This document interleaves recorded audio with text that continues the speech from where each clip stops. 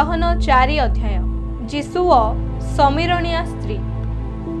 जीशु जे जोहनक अपेक्षा अधिक शिष्य करुअछंती व बाप्तिस्म देउअछंती। यद्यपि जीशु आपे बाप्तिस्म देउनथिले मात्र ताहांको शिष्य माने देउथिले। एहा फारुसी माने सुनिअछंती बोली जेतेबेले प्रभु जानिले सेतेबेले से जिहुदा प्रदेश परित्याग करी पुनर्बार गालिली की प्रस्थान कले। किंतु समीरण मध्य देई ताहांकु जीवाकु पड़िला। तेणु से जाई जाकुब अपना पुत्र जोसेफंकु जेउ भूमिखंडक दान करिथिले सेथिर निकटवर्ती सुखार नामक समीरणर गोटे नगर रे पहुंचिले। सेही स्थान रे जाकुबंक कूप थिला। अतएव जीशु पथश्रांत होइथिबारु सेही कूप निकट रे बसी पड़िले। सेतेबेले मध्याह्न होइथिला। आउ जणे समीरणिया स्त्री पानी काढ़िबा निमंते आसिला। जीशु ताहांकु कहिले मते पीबाकु दियो, कारण ताहांकर शिष्य माने खाद्य किणिबा निमंते नगर को जाइथिले। सेथिरे समीरणिया स्त्री ताहांकु कहिला, आपण जणे जिहुदी होई किपरि समीरणिया स्त्री जे मो हातरु पीबाकु मागु अछंती, कारण समीरणिया मानक सहित जिहुदी मानकर व्यवहार नाही। जीशु ताहांकु उत्तर देले, ईश्वरंक दान वो मते पीबाकु दियो बोली जे तुम्भकु कहुअछंती से किए, एहा जेबे जानी थांतो ताहा हेले तुम्भे ताहांकु मागी थांतो, आउ से तुम्भकु जीवंत जल देई थांते। सेही स्त्री लोक ताहांकु कहिला, महाशय जल काढ़िबा निमंते आपणଙ୍କ निकटरे कौनसी पात्र नाही, पुणी कूଅ तो गहीर, तेबे आपण केउठारु सेही जीवंत जल पाइअछंती। आंभमानଙ୍କର ଯେଉଁ ପିତୃପୁରୁଷ ଜାକୁବ ଆମ୍ଭମାନଙ୍କୁ ଏହି କୂଅ ଦେଇଥିଲେ, ଆଉ ଆପେ ପୁଣି ତାଙ୍କ ପୁତ୍ରମାନେ ଓ ପଶୁପଲ ଏଥିରୁ ପାନ କରିଥିଲେ, ତାଙ୍କଠାରୁ କି ଆପଣ ଶ୍ରେଷ୍ଠ?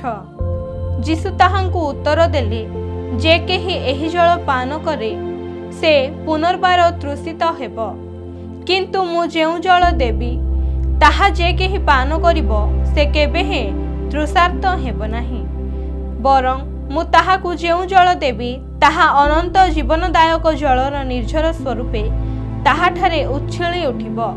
ସ୍ତ୍ରୀ ଲୋକଟି ତାହାଙ୍କୁ କହିଲା, ମହାଶୟ ମୋତେ ଯେପରି ଶୋଷ ନ ଲାଗେ ପୁଣି ପାଣି କାଢ଼ିବା ନିମନ୍ତେ ଏତେ ବାଟ ଏଠାକୁ ଆସିବାକୁ ନ ପଡ଼େ, ଏଥି ନିମନ୍ତେ ମୋତେ ସେହି ଜଳ ଦିଅନ୍ତୁ। ଯୀଶୁ ତାହାଙ୍କୁ କହିଲେ, ଯାଅ ତୁମ୍ଭ ସ୍ୱାମୀକି ଡାକି ଏଠାକୁ ଆସ। ସ୍ତ୍ରୀ ଲୋକଟି ତାହାଙ୍କୁ ଉତ୍ତର ଦେଲା, ମୋର ସ୍ୱାମୀ ନାହିଁ। ଯୀଶୁ ତାଙ୍କୁ କହିଲେ, ମୋହର ସ୍ୱାମୀ ନାହିଁ ଏହା ତ ଠିକ୍ କହିଲ, କାରଣ ତୁମ୍ଭର 5 ସ୍ୱାମୀ ଥିଲେ, ଆଉ ବର୍ତ୍ତମାନ ତୁମ୍ଭ ପାଖରେ ଯେ ଅଛି ସେ ତୁମ୍ଭର ସ୍ୱାମୀ ନୁହେଁ, ଏହା ସତ୍ୟ କହିଅଛ। ସ୍ତ୍ରୀ ଲୋକଟି ତାହାଙ୍କୁ କହିଲା, ମହାଶୟ ଆପଣ ଯେ ଜଣେ ଭାବବାଦୀ ଏହା ମୁଁ ଜାଣିପାରୁଅଛି। ଆମ୍ଭମାନଙ୍କ ପିତୃପୁରୁଷମାନେ ଏହି ପର୍ବତରେ ଉପାସନା କଲେ, ଆଉ ଆପଣମାନେ କହୁଅଛନ୍ତି ଯେଉଁ ସ୍ଥାନରେ ଉପାସନା କରିବା ଉଚିତ ତାହା ଜେରୁସାଲେମରେ ଅଛି। ଯୀଶୁ ତାହାଙ୍କୁ କହିଲେ, ଆଗ ନାରୀ ମୋ କଥା ବିଶ୍ୱାସ କର। ଯେଉଁ ସମୟରେ ତୁମ୍ଭେମାନେ ଏହି ପର୍ବତରେ କିମ୍ବା ଜେରୁସାଲେମରେ ପିତାଙ୍କର ଉପାସନା କରିବ ନାହିଁ, ଏପରି ସମୟ ଆସୁଅଛି ଯାହା ତୁମ୍ଭେମାନେ ଜାଣ ନାହିଁ, ତାହା ଉପାସନା କରୁଥାଅ। ଯାହାଙ୍କୁ ଆମ୍ଭେମାନେ ଜାଣୁ ତାହାଙ୍କୁ ଉପାସନା କରୁଥାଅ, କାରଣ ପରିତ୍ରାଣ ଜିହୁଦୀମାନଙ୍କ ମଧ୍ୟରୁ ଆସେ। କିନ୍ତୁ ଯେଉଁ ସମୟରେ ସତ୍ୟ ଉପାସକମାନେ ଆତ୍ମାରେ ଓ ସତ୍ୟରେ ପିତାଙ୍କ ଉପାସନା କରିବେ, ସେପରି ସମୟ ଆସୁଅଛି, ପୁଣି ବର୍ତ୍ତମାନ ସୁଦ୍ଧା ଉପସ୍ଥିତ, କାରଣ ପିତା ଏହି ପ୍ରକାର ଉପାସକ ଚାହାନ୍ତି।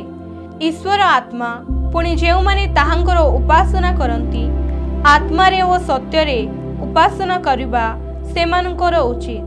ସ୍ତ୍ରୀ ଲୋକଟି ତାହାଙ୍କୁ କହିଲା, ମସିହ ଯାହାଙ୍କୁ ଖ୍ରୀଷ୍ଟ କହନ୍ତି ସେ ଆସୁଅଛନ୍ତି ବୋଲି ମୁଁ ଜାଣେ। ଯେତେବେଳେ ସେ ଆସିବେ ସେ ଆମ୍ଭମାନଙ୍କୁ ସମସ୍ତ ବିଷୟ ଜଣାଇବେ। ଯୀଶୁ ତାହାଙ୍କୁ କହିଲେ, ତୁମ୍ଭ ସହିତ କଥା କହୁଅଛି ଯେ ମୁଁ ସେହି ଅଟେ। ଏପରି ସମୟରେ ତାହାଙ୍କର ଶିଷ୍ୟମାନେ ଆସି ତାହାଙ୍କୁ ଜଣେ ସ୍ତ୍ରୀ ଲୋକ ସହିତ କଥାବାର୍ତ୍ତା କରୁଥିବା ଦେଖି ଚମତ୍କୃତ ହେଲେ। ତଥାପି ଆପଣ କ'ଣ ଚାହାନ୍ତି କିମ୍ବା କାହିଁକି ତାହା ସାଙ୍ଗରେ କଥା କହୁଅଛନ୍ତି ଏହା କେହି ପଚାରିଲେ ନାହିଁ। सेथिरे सेही स्त्री आपण जलपात्र थोई देई नगर को जाई लोकमानंकु कहिला आस जनंकु देखिबो।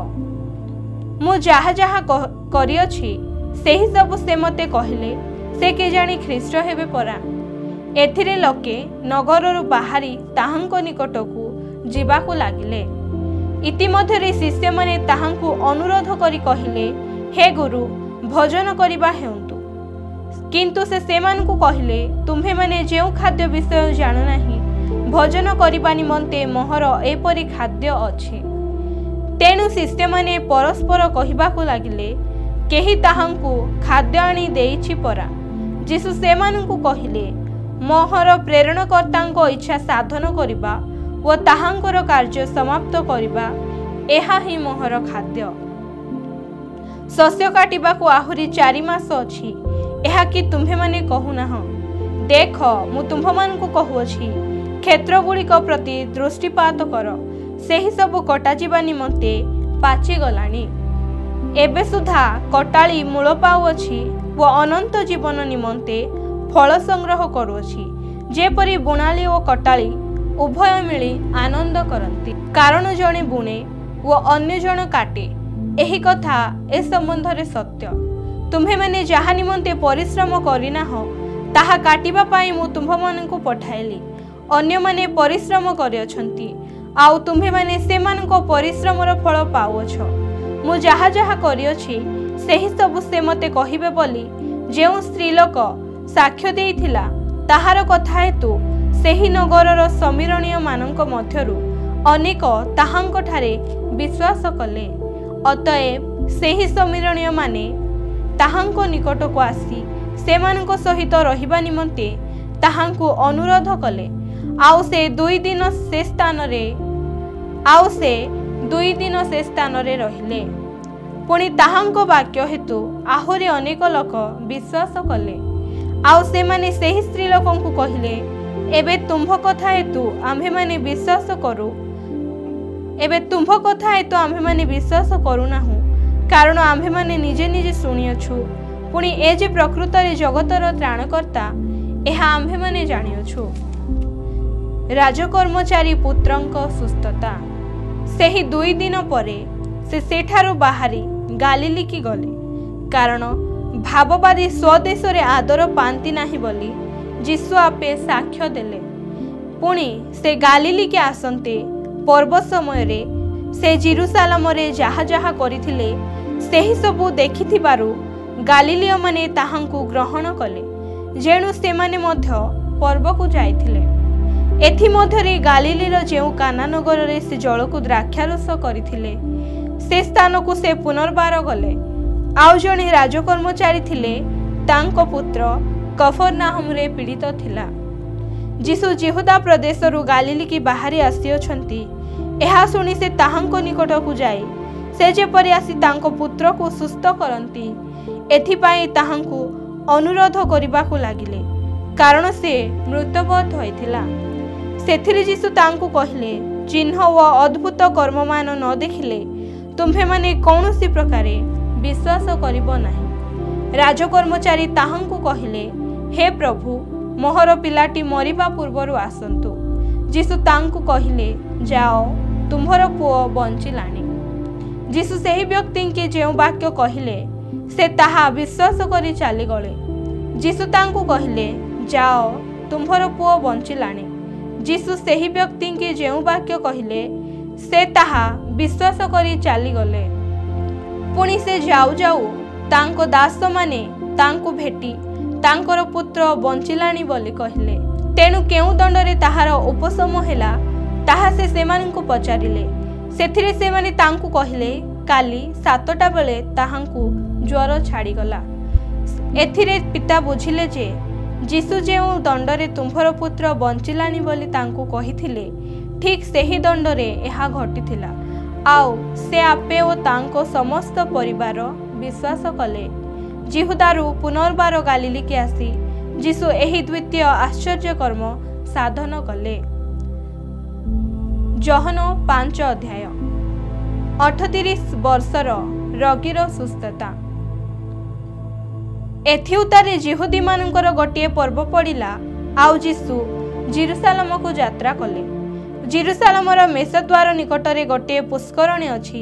एब्री भाषा रे ताहाको बेतसदा बोली कहती। ताहार 5टी मंडप, सेगुड़िकरे अनेक अनेक पीड़ित, अंध, खंज व शुष्कांग पड़ी रहुथिले। से माने जल संचलन अपेक्षा रहुथिले, कारण कौनसी समय रे प्रभुंकर जणे दूत पुष्करणी रे अवतरण करी जल कंपाउथिले। आउ जल कंपिला परे जे केही प्रथम रे सेथिरे प्रवेश करुथिला से जे कौनसी रोगरे आक्रांत होइथिले सुधा सुस्थ हेउथिला। सेठारे 38 वर्षावधि रोगग्रस्त जणे लोक थिला। जीसु तांको पड़ी रहिथिबा देखि सेठारे 38 वर्षावधि रोगग्रस्त जणे लोक थिला। जीसु तांको पड़ी रहिथिबा देखि बहुकालर रोगी बोली जानी तांको पचारिले, तुम्भे कोन सुस्थ हेबाकू इच्छा करूअछ? रोगीटी ताहांकू उत्तर देला, महाशय, जल कंपिबा समय रे मते पोखरी भितर को घेनी जीवा पाई मोहर केही नाही। आउ मु जाऊ जाऊ अन्य जणे मो आगरू पसी जाए। जीसु ताकू कहिले, उठ, तुम्भर खटिया घेनी चालो। सेही क्षणी से लोकटी सुस्थ हेला व आपणार खटिया घेनी चालिबाकू लागिला। से दिन विश्राम बार थिला। अतएव जिहुदी माने सुस्थ होइथिबा लोकंकु कहिबाकू लागिले, आज विश्राम बार, खटिया बही नहीं जीवा तुम्भर विधि संगत नुहे। किंतु से सेमानकु उत्तर देला, जे मते सुस्थ कले से मते कहिले, तुम्भर खटिया घेनी चालो। से माने तांकु पचारिले, तुम्भर खटिया घेनी चालो बोली जे तुम्भकु कहिला से लोक किए? किंतु से किए ताहा सेही सुस्थ होइथिबा लोक जानि नथिला, कारण से स्थान रे बहुत लोक थिबारु जीसु अगोचर रे चाली कारण से स्थान रे बहुत लोक थिबारु जीसु अगोचर रे चाली जाइथिले। एहा परे जीसु मंदिर रे ताहार देखा पाई ताकू कहिले, देख, तुम्भे सुस्थ होइअछ, आउ पाप करो नाही, जेपरि तुम्भ प्रति अधिक दुर्दशा न घटे। सेही लोक चाली जाई जे ताकू सुस्थ करिथिले से जीसु बोली जिहुदी माननकु कहिला। तेणु जीसु विश्राम बार रे एहा करुथिबारु जिहुदी माने ताहांकु ताड़ना करिबाकू लागिले। मात्र से सेमानकु उत्तर देले, मोहर पिता ए पर्यंत कार्य करुअछंती, आउ मु मध्य करुअछि। एही कारणरु जिहुदी माने ताहांकु बोध करिबा निमंते आहुरी अधिक चेष्टा करिबाकू लागिले। जेणु से जे विश्राम बार विधि लंघन करुथिले, केवल ताहा नुहे, मात्र ईश्वरंको आपणा पिता बोली कही निजकु ईश्वरंको सहित समान करुथिले। पुत्रंको अधिकार।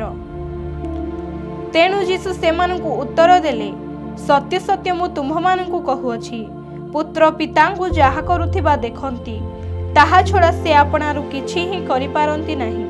कारण से जाहा जाहा करंती, पुत्र मध्य सेही सबु से प्रकार करंती। कारण पिता पुत्रंकु स्नेह करंती, पुणी आपे जाहा जाहा करंती सेही सबु ताहांकु देखांती। आउ तुम्हे माने जेपरि चमत्कृत हुओ, एथि निमंते से ताहांकु एहाठारु आहुरी महत् महत् कर्म देखाइबे।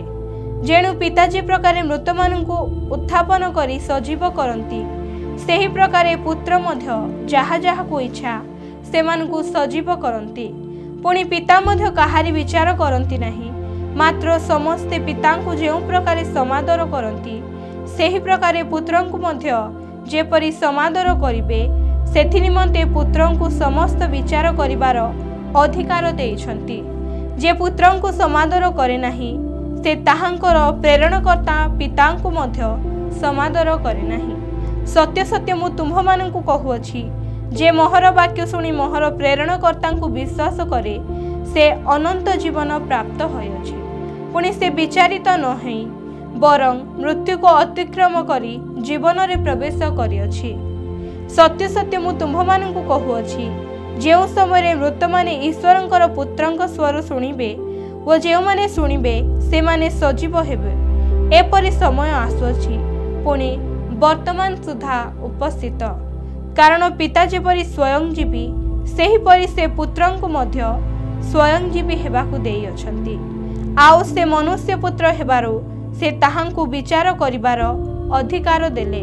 एथिरे चमत्कृत हुआ नहीं, कारण जेउ समय समाधिस्थ समस्ते ताहांकर स्वर शुणिबे एवं जेउ माने सत्कर्म करियछंती से माने जीवनर पुनरुत्थान निमंते व जेउ माने असत्कर्म करियछंती से माने दंडर पुनरुत्थान निमंते बाहर होई आसीबे। एपरि समय आसुअछि। जीशुंक सपक्षरे साक्ष्य। मु आपणारु किछि करि पारि नाही, मु जेपरि शुणे सेहिपरि विचार करे, आउ मोहर विचार यथार्थ, कारण मु आपणार इच्छा साधन करिबाकु चेष्टा न करी मोहर प्रेरणकर्तांक इच्छा साधन करिबाकु चेष्टा करे। जदि मु निज विषय साक्ष्य दिए ताहा हेले मोहर साक्ष्य सत्य नुहे। मो विषय जे साक्ष्य दियंती से आउ जणे, पुणी मो विषय ताहांकर साक्ष्य जे सत्य ताहा मु जाने। तुम्हे माने जहनंक निकटकु लोक पठाई अछ व से सत्य सपक्षरे साक्ष्य देई अछंती, किंतु मु मनुष्य ठारू साक्ष्य ग्रहण करे नाही, बरंच तुम्हे माने जेपरि परित्राण प्राप्त हुओ सेथिपाई एही सबु कहुअछि।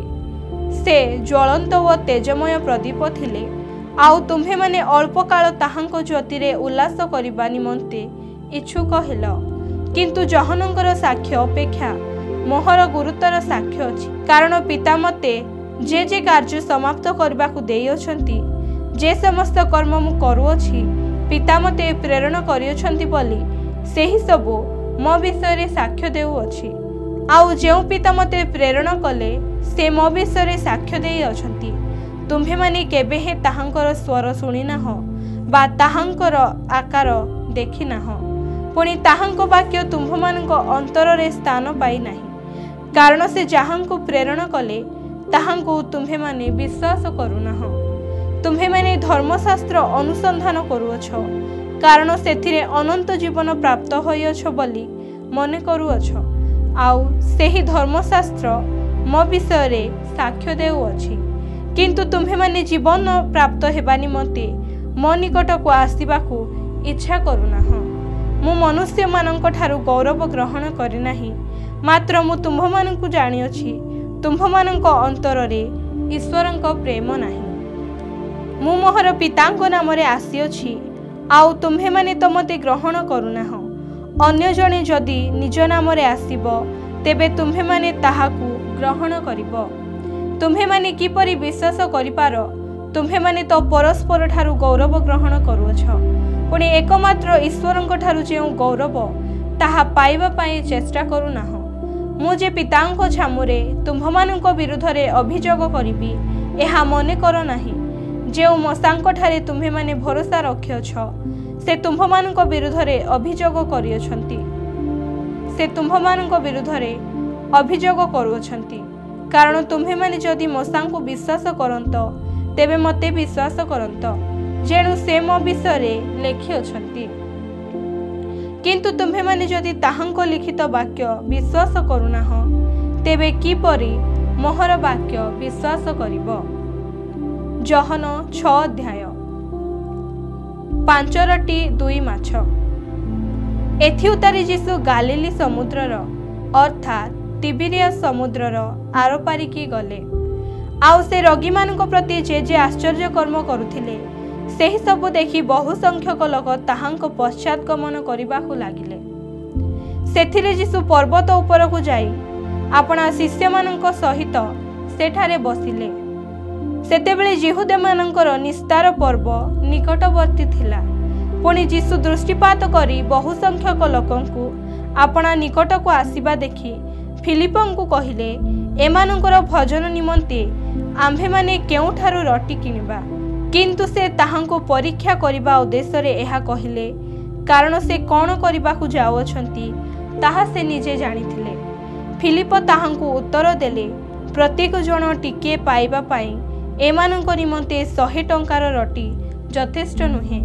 सिमोन पीतरंकर भ्राता आंद्रिय नामक ताहांको शिष्य मानक मध्यरु जणे ताहांको कहिले, एठारे जणे बालक अछि, ताहा पाखरे जबर 5 रोटी व 2टी भजा माछ अछि, किंतु एते लोकंक पाई ताहा कोन हेबो? यीशु कहिले लोकमानंकु बसाओ। से स्थान रे बहुत घास थिला, तेणु संख्यारे प्राय 5000 पुरुष बसिले। सेथिरे यीशु सेही रोटी घेनी धन्यवाद देई बसिथिबा लोकमानंकु ताहा बांटी देले। सेही प्रकारे माछ मध्य बांटी देले। से माने जेते चाहिले सेते देले। आउ से माने परितृप्त हुवन्ते से आपणा शिष्य मानंकु कहिले, जेपरि किछि नष्ट न हुए एथि निमंते बलिथिबा भंगा खंड गुड़िक एकाठी कर। सेथिरे से माने सेही सबु एकाठी कले। पुणी लोकमानंकर खाइबा परे जबर सेही 5 रोटीरु जेउ भंगा खंड गुड़िक बलिथिला सेथिरे से माने 12 टकाई पूर्ण कले। तेणु लोकमाने ताहांको कृत आश्चर्य कर्म देखि कहिबाकु लागिले, जगत को जेउ भाववादींकर आसीबार थिला ए निश्चय सेही। अतएव से माने आसी राजा करिबा निमंते जे ताहांकु बलपूर्वक धरिबाकु उद्यत अटंती। एहा जानी यीशु पुनर्बार अंतर होई एकाकी पर्वत को बाहरी गले। यीशुंको जल उपरे चलिबा। संध्या हुवन्ते ताहांको शिष्य माने समुद्र कूल को गले वो नौकारे चढ़ी समुद्र से पारस्थ कफरनाहम आड़कू जीवाकू लागिले। अंधकार होइगला। पुणी यीशु से पर्यंत सेमानंको निकटकू आसी नथिले। आउ प्रबल पवन बहुथिबा समुद्र रे लहड़ी उठुथिला। आउ प्रबल पवन बहुथिबारु समुद्र रे लहड़ी उठुथिला। इतिमध्यरे सेमाने प्राय 1.5 बा 2 कोस बाही जाई यीशुंकु समुद्र ऊपर चली नौका निकटकू आसुथिबा देखि भीत हेले। किंतु से सेमानंकु कहिले, ए तो मु भय कर नाही। तेणु सेमाने ताहांकु नौकारे नेबाकू इच्छुक हेले। पुणी सेमाने जेउ स्थान को जाउथिले नौकाटी तत्क्षणात सेही स्थान रे पहुंचिला। यीशु जीवनदायक आहार। से स्थान रे गोटे नौका भिन्न जे अन्य कौनसी नौका नथिला। आउ सेथिरे जे यीशु आपणा शिष्य मानक सहित जाई नथिले, मात्र केवल ताहांको शिष्य माने जाइथिले। एहा जेउ लोक माने तही आर दिन समुद्र से पारी रे ठिया होइथिले से माने देखिथिले। प्रभु धन्यवाद देला उतारे से माने जेउ स्थान रे रोटी भोजन करिथिले सेही स्थान निकटकू तिबिरियारु आउ केतेको नौका आसिला। अतएव यीशु किंबा ताहांको शिष्य माने जे सेठारे नाहांती एहा जेतेबेले लोक समूह देखिले सेतेबेले से माने सेही सबु नौकारे चढ़ी यीशुंकु खोजु खोजु कफरनाहम को आसिले। आउ से माने समुद्र सेपारी रे ताहांको देखा पाई ताहांको पचारिले, हे गुरु आपण केतेबेले एठाको आसिले?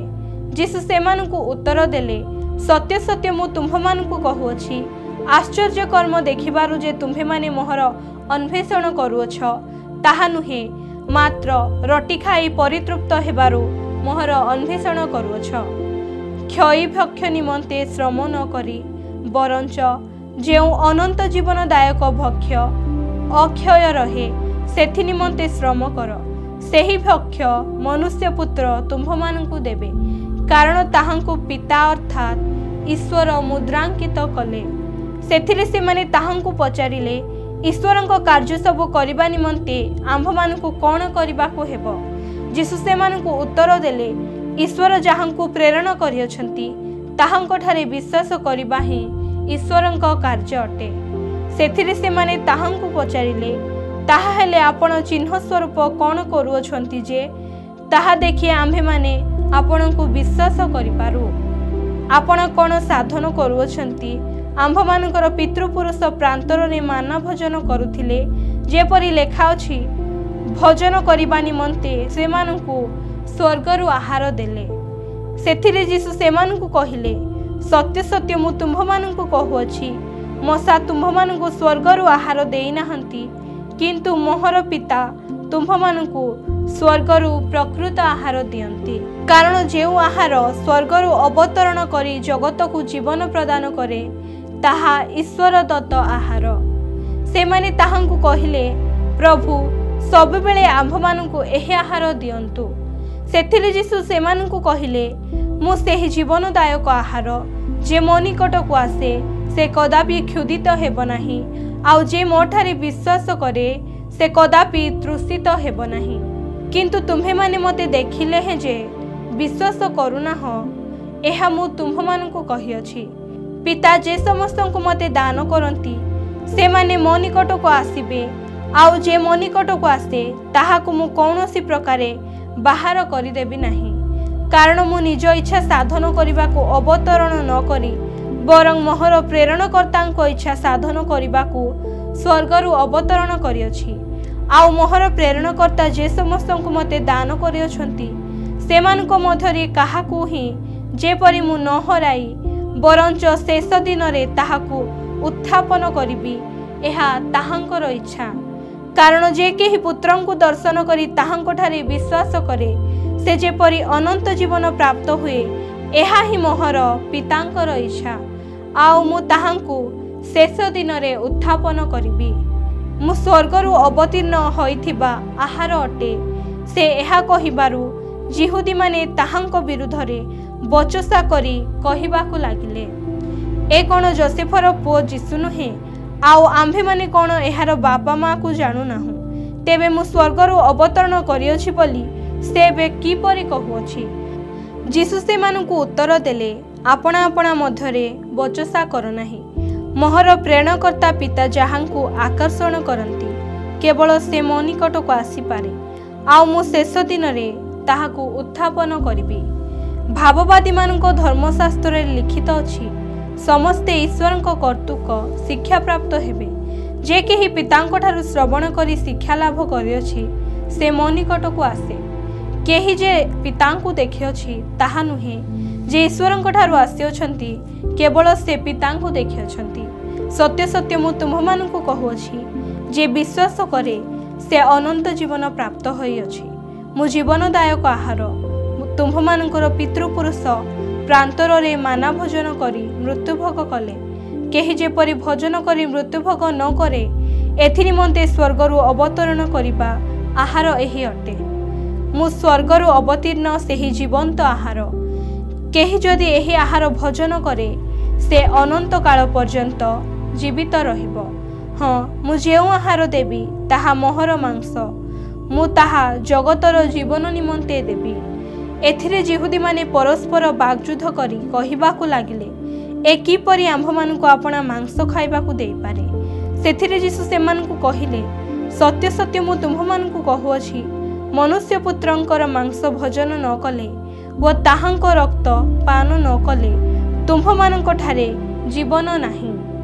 ଯେ ମୋହର ମାଂସ ଭୋଜନ କରେ ଓ ମୋହର ରକ୍ତ ପାନ କରେ ସେ ଅନନ୍ତ ଜୀବନ ପ୍ରାପ୍ତ ହୁଏ, ଆଉ ମୁଁ ଶେଷ ଦିନରେ ତାହାକୁ ଉତ୍ଥାପନ କରିବି। କାରଣ ମୋହର ମାଂସ ପ୍ରକୃତ ଖାଦ୍ୟ ଓ ମୋହର ରକ୍ତ ପ୍ରକୃତ ପେୟ।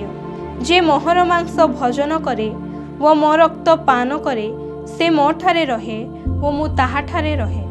ଜୀବନ୍ତ ପିତା ଯେପରି ମୋତେ ପ୍ରେରଣ କଲେ ଓ ମୁଁ ପିତାଙ୍କ ହେତୁରୁ ଜୀବିତ ଥାଏ, ସେହିପରି ଯେ ମୋତେ ଭୋଜନ କରେ ସେ ମଧ୍ୟ ମୋ ହେତୁ ଜୀବିତ ରହିବ।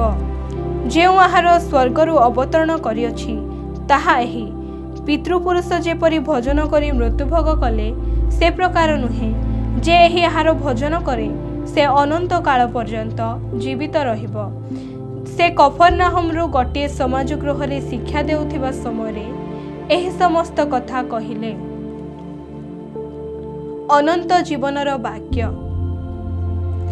ଅତଏବ ତାହାଙ୍କ ଶିଷ୍ୟମାନଙ୍କ ମଧ୍ୟରୁ ଅନେକେ ଏହା ଶୁଣି କହିଲେ, ଏ ଘୃଣାଜନକ କଥା କିଏ ଏହା ଶୁଣିପାରେ? କିନ୍ତୁ ଯୀଶୁ ତାହାଙ୍କ ଶିଷ୍ୟମାନେ ଯେ ସେ ବିଷୟରେ ବଚସା କରୁଅଛନ୍ତି ତାହା ଅନ୍ତରରେ ଅବଗତ ହୋଇ ସେମାନଙ୍କୁ କହିଲେ, ଏହା କ'ଣ ତୁମ୍ଭମାନଙ୍କ ବିଘ୍ନର କାରଣ ହେଉଅଛି? ତାହା ହେଲେ ମନୁଷ୍ୟପୁତ୍ର ପୂର୍ବରେ ଯେଉଁ ସ୍ଥାନରେ ଥିଲେ ସେ ସ୍ଥାନକୁ ଯେବେ ତାହାଙ୍କୁ ଆରୋହଣ କରିବା ଦେଖିବ ତେବେ କ'ଣ? ଆତ୍ମା ଜୀବନଦାୟକ, ମାଂସ କୌଣସି ଉପକାର କରେ ନାହିଁ। ମୁଁ ତୁମ୍ଭମାନଙ୍କୁ ଯେ ସମସ୍ତ ବାକ୍ୟ କହିଅଛି ସେହି ସବୁ ଆତ୍ମା ଓ ଜୀବନ ଅଟେ। କିନ୍ତୁ ତୁମ୍ଭମାନଙ୍କ ମଧ୍ୟରୁ କେହି କେହି ବିଶ୍ୱାସ କରୁନାହାନ୍ତି। କାରଣ କେଉଁମାନେ ବିଶ୍ୱାସ କରୁନଥିଲେ ଏବଂ କିଏ ତାହାଙ୍କୁ ଶତ୍ରୁ ହସ୍ତରେ ସମର୍ପଣ କରିବ ତାହା ଯୀଶୁ ଆଦ୍ୟରୁ ଜାଣିଥିଲେ। ଆଉ ସେ କହିଲେ, ଏହି ହେତୁ ମୁଁ ତୁମ୍ଭମାନଙ୍କୁ କହିଅଛି, ପିତାଙ୍କ ଠାରୁ ଅନୁଗ୍ରହ ଦତ୍ତ ନ ହେଲେ କେହି ମୋ ନିକଟକୁ ଆସିପାରେ ନାହିଁ। ସେହି ସମୟ ଠାରୁ ତାହାଙ୍କ ଶିଷ୍ୟମାନଙ୍କ ମଧ୍ୟରୁ ଅନେକେ ବିମୁଖ ହୋଇ ବାହାରି ଗଲେ। ପୁଣି ତାହାଙ୍କ ସାଙ୍ଗରେ ଆଉ ଗମନାଗମନ କଲେ ନାହିଁ। ସେଥିରେ ଯୀଶୁ ଦ୍ୱାଦଶଙ୍କୁ ପଚାରିଲେ, ତୁମ୍ଭେମାନେ ମଧ୍ୟ କ'ଣ ଚାଲିଯିବାକୁ ଇଚ୍ଛା କରୁଅଛ? ସିମୋନ ପିତର ତାହାଙ୍କୁ ଉତ୍ତର ଦେଲେ, ପ୍ରଭୁ, କାହା ପାଖକୁ ଯିବା? ଆପଣଙ୍କ ପାଖରେ ଅନନ୍ତ ଜୀବନର ବାକ୍ୟ ଅଛି। ଆଉ ଆପଣ ଯେ ଈଶ୍ୱରଙ୍କର ସେହି ପବିତ୍ର ପୁରୁଷ, ଏହା ଆମ୍ଭେମାନେ ବିଶ୍ୱାସ କରିଅଛୁ ଓ ଜାଣିଅଛୁ। ଯୀଶୁ ସେମାନଙ୍କୁ ଉତ୍ତର ଦେଲେ, ମୁଁ କ'ଣ ତୁମ୍ଭ ଦ୍ୱାଦଶଙ୍କୁ ମନୋନୀତ କରିନାହିଁ? ଆଉ ତୁମ୍ଭମାନଙ୍କ ମଧ୍ୟରୁ ଜଣେ ଶୟତାନ। ସେ ଇସ୍କାରିଓତ୍ୟ ସିମୋନର ପୁତ୍ର ଯିହୁଦାକୁ ଲକ୍ଷ୍ୟ କରି ଏହା କହିଲେ, କାରଣ ସେ ଦ୍ୱାଦଶଙ୍କ ମଧ୍ୟରେ ଜଣେ, ଆଉ ସେ ତାହାଙ୍କୁ ଶତ୍ରୁ ହସ୍ତରେ ସମର୍ପଣ କରିବାକୁ ଯାଉଥିଲା।